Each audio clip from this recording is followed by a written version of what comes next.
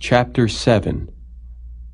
But Solomon was building his own house 13 years, and he finished all his house. He built also the house of the forest of Lebanon. The length thereof was 100 cubits, and the breadth thereof 50 cubits, and the height thereof 30 cubits, upon 4 rows of cedar pillars, with cedar beams upon the pillars. And it was covered with cedar above, upon the beams that lay on 45 pillars, 15 in a row. And there were windows in 3 rows, and light was against light in 3 ranks. And all the doors and posts were square with the windows, and light was against light in 3 ranks. And he made a porch of pillars. The length thereof was 50 cubits, and the breadth thereof 30 cubits. And the porch was before them, and the other pillars and the thick beam were before them. Then he made a porch for the throne where he might judge, even the porch of judgment, and it was covered with cedar from one side of the floor to the other. And his house where he dwelt had another court within the porch, which was of the like work. Solomon made also an house for Pharaoh's daughter, whom he had taken to wife, like unto this porch.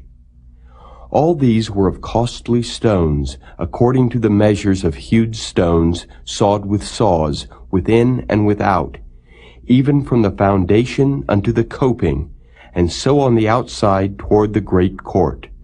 And the foundation was of costly stones, even great stones, stones of 10 cubits, and stones of 8 cubits. And above were costly stones, after the measures of hewed stones, and cedars. And the great court round about was with 3 rows of hewed stones, and a row of cedar beams, both for the inner court of the house of the Lord, and for the porch of the house. And King Solomon sent and fetched Hiram out of Tyre. He was a widow's son of the tribe of Naphtali, and his father was a man of Tyre, a worker in brass. And he was filled with wisdom and understanding and cunning to work all works in brass. And he came to King Solomon and wrought all his work. For he cast 2 pillars of brass of 18 cubits high apiece, and a line of 12 cubits did compass either of them about. And he made 2 chapiters of molten brass to set upon the tops of the pillars. The height of the one chapiter was 5 cubits, and the height of the other chapiter was 5 cubits. And nets of checker work and wreaths of chain work for the chapiters which were upon the top of the pillars, 7 for the one chapiter, and 7 for the other chapiter. And he made the pillars and 2 rows round about upon the one network, to cover the chapiters that were upon the top with pomegranates. And so did he for the other chapiter. And the chapiters that were upon the top of the pillars were of lily work in the porch, 4 cubits. And the chapiters upon the 2 pillars had pomegranates also above, over against the belly which was by the network. And the pomegranates were 200 in rows round about upon the other chapiter. And he set up the pillars in the porch of the temple. And he set up the right pillar, and called the name thereof Jachin. And he set up the left pillar, and called the name thereof Boaz. And upon the top of the pillars was lily work. So was the work of the pillars finished. And he made a molten sea, 10 cubits from one brim to the other. It was round all about, and his height was 5 cubits, and a line of 30 cubits did compass it round about.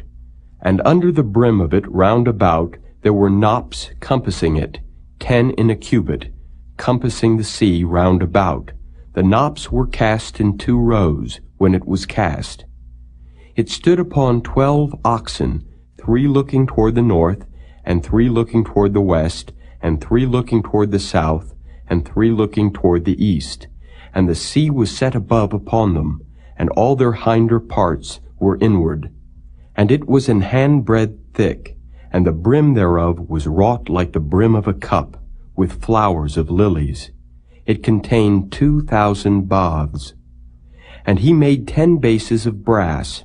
4 cubits was the length of one base, and 4 cubits the breadth thereof, and 3 cubits the height of it. And the work of the bases was on this manner. They had borders, and the borders were between the ledges. And on the borders that were between the ledges were lions, oxen, and cherubims, and upon the ledges there was a base above, and beneath the lions and oxen were certain additions made of thin work.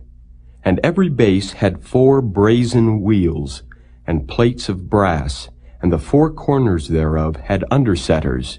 Under the laver were undersetters molten at the side of every addition.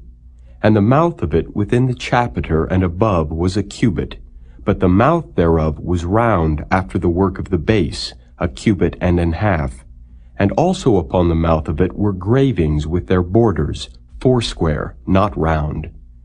And under the borders were 4 wheels, and the axletrees of the wheels were joined to the base, and the height of a wheel was a cubit and half a cubit. And the work of the wheels was like the work of a chariot wheel. Their axletrees and their naves and their felloes and their spokes were all molten. And there were 4 undersetters to the 4 corners of one base, and the undersetters were of the very base itself. And in the top of the base was there a round compass of half a cubit high. And on the top of the base the ledges thereof and the borders thereof were of the same. For on the plates of the ledges thereof and on the borders thereof he graved cherubims, lions, and palm trees, according to the proportion of every one, and additions round about. After this manner he made the 10 bases. All of them had 1 casting, 1 measure, and 1 size. Then made he 10 lavers of brass.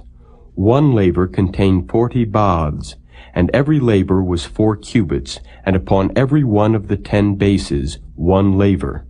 And he put 5 bases on the right side of the house, and 5 on the left side of the house. And he set the sea on the right side of the house, eastward over against the south.